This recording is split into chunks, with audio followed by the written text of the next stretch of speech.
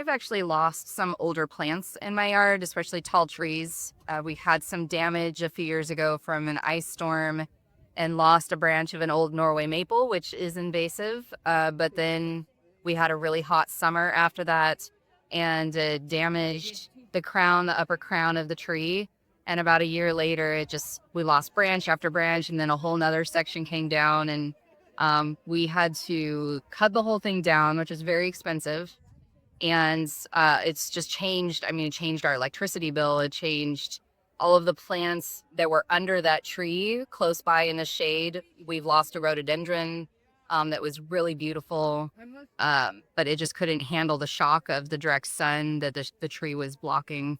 And I mean, so many things around our yard. We're having to replant everything based on a completely different environment. So the problem is still being solved and paid for. And, it's a long process just losing that one tree. I'm focusing on plants that are drought tolerant for sure. I don't want my water bill to be excessive. So really focusing on picking the right plants for our yard and planning for the futures.